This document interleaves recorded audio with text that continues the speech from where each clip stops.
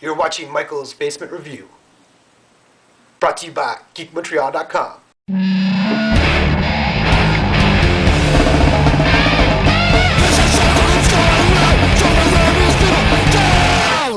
Greetings and salutations, and I'm here for another review. Okay, I'm glad to be back with you on a week basis. Okay, the first one we got up is in the Batman Reborn series, Red Robin #1.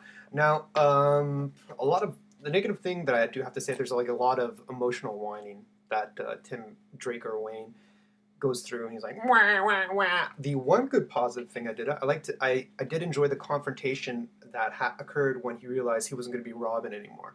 And that's something I guess in Batman and Robin they really can touch up on, because they really only have 22 pages to tell a story, and that's what they're focusing on. But here we're missing on a little bit of the excerpts of what happened with the exchange.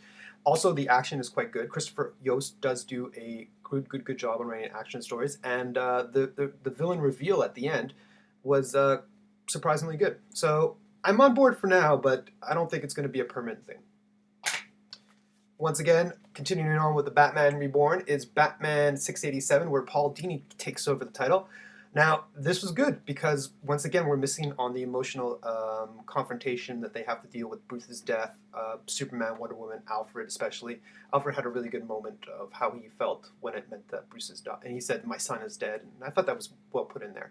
And once again, it's stuff they can't really do in Batman and Robin. And another good thing about it, they took a cue from the series, and it's not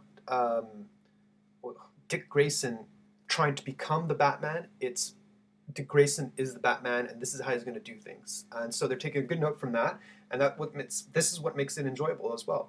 I guess they're going to go for more of Dick Grayson as Batman confronting the more classic Batman villains such as Scarecrow, and he's in the issue, and I think he's going to go head to head with him.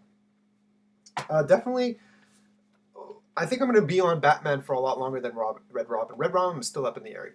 This arc here, if you're not reading this arc, who earns? This is probably hands down one of the greatest Amazing Spider-Man stories that's been out for a while. Nothing but fun and excitement, and it's funny. They have this little page of something that's gonna cure in the future of Spider-Man, like where Doctor Octopus is spying on Aunt May, but the shit that Spider-Man's going on, like it's taking on in this one, you're like, Doctor Octopus, you can handle him no problem. This issue is crazy, and the way it ends, crazy. So if you're not on board this arc, go get the past two issues, catch up, pick up that issue. You will not be disappointed. Walking Dead, first part of the hunters that were going to be trapped. They're going to be being gunned down by humans instead of zombies. Not enough setup and not enough balling on the story, with the ball rolling on the story arc.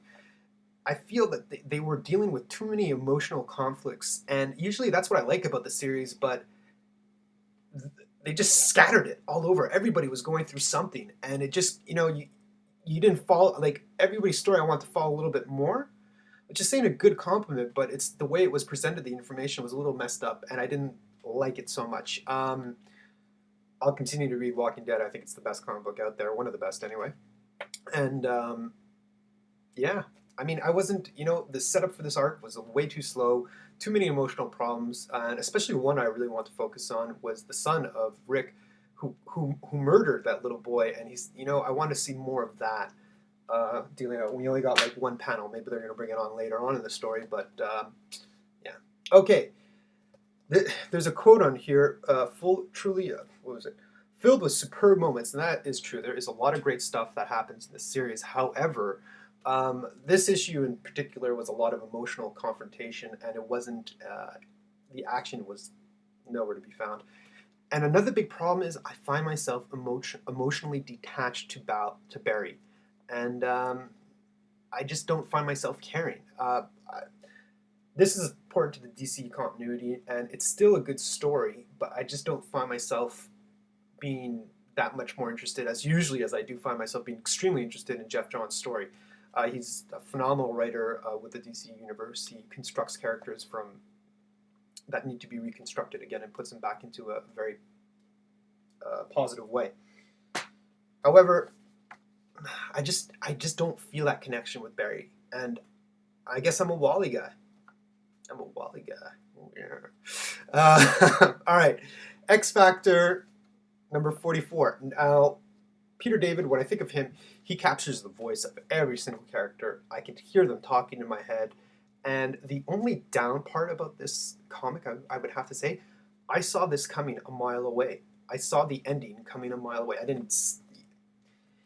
I just, I expect a little bit more of a twist shock from Peter David, especially with his last recent issues of X Factor. He really raised the bar and made this an A-plus comic again.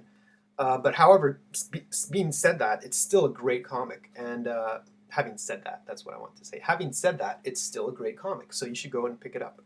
I got the word verbal diarrhea. All your words coming out at the same time. All right. Uncanny X-Men. This was all action, no pop. I just really didn't like the last part. Like these last two issues of Uncanny X-Men are just not doing it for me. I have faith in Fraction that he'll bring it back up to the more interesting thing. I'm looking forward to the next story arc where Henry McCoy and his science team are going to go off and do something, and I like the crazy dynamic of that science team, and I think it'll be particularly fun to read that. All right, Lockjaw and the Pet Avengers 204. I don't care what anybody says. I'm like a child of 2 years old again when I read this. I'm like, yeah, pets, go get him, wing! And I'm loving it. I captures the child heart, and if you're a sentimental old fool, pick up it. If you're just like all what's with the Wolverine and the schnickety schnick, it's not for you. All right, what do we got here? Fantastic Four. Oh man, yeah, Fantastic Four. What's number 567? I'm really excited when Millar gets off this book. Hitch's artwork in here is nothing. He's a fantastic artist, but this is definitely not his best work. There's a couple of great art scenes in there. Don't get me wrong, and there was a lot of cool moments in this issue. However, the biggest problem is this is a part 2 of a part 4 series, and it still felt like a part 1 setup issue. And there were a lot of interesting moments where Doom was in this. I don't want to spoil too much, but Doom was in this other reality, and that was really interesting to see. And you're kind of shocked, and you believed it, but they wasted they wasted like 4 or 5 pages on it. And man, you only got 22 to tell your story, man. You got to choose what you're going to put in these books. Like I understand that you have this vision, but also understand that you got a limited space amount and make this a little bit more exciting. It just felt like prolonged and dragged out, and now we're going to finally see a confrontation of Doom's Masters versus the FF, I hope, in the next issue. And it'll be interesting to see how Reed Richards plans to take them down. Okay, and that's it. Tasho Reno and I had a very interesting conversation via comments about what comic books should be in a HBO television series, and we spouted out a few, and I'd like to hear you guys. What do you think? What series would really work? I think for traditional superheroes, I think movies are the way to go for these. Even though comic books come out monthly and they should be, and obviously it would be very easy to adapt a comic book series into a television show because you have millions of stories to draw from the pot.